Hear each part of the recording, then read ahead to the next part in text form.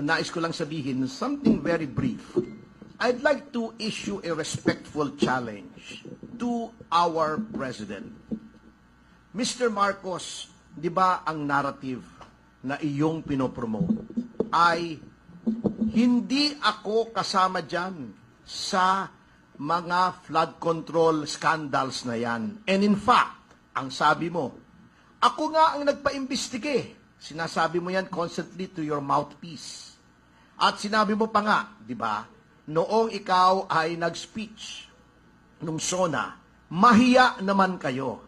Now I would like to respectfully ask the President, Sir, kung hindi ikaw ang mastermind, sino? Ba't hindi mo masabi? Hanggang ngayon, September pa yung ICI mo, hindi mo pa rin masabi. Di ba?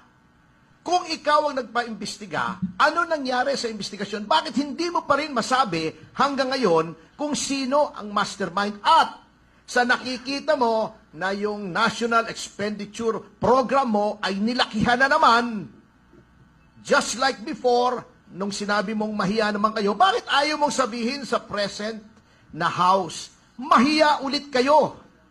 I mean, what gives? Salita lang ba, Mr. President?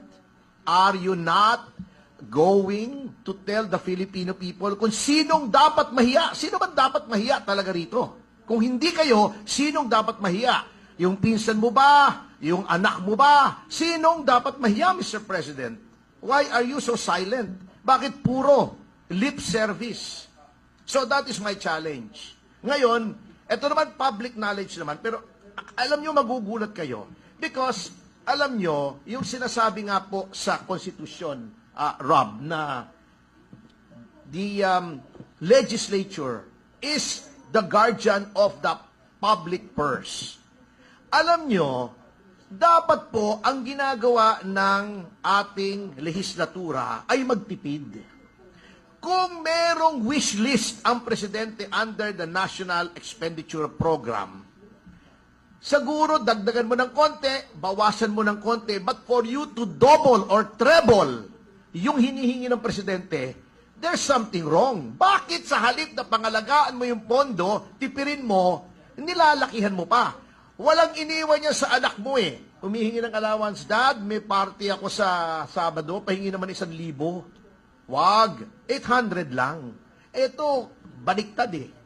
Paano matututo ng fiscal responsibility? Dad, pahingi ng 1,000, gawin natin 3,000. Saan mo ilalagay yung 2,000? Ha? Yun ang nagtataka ako.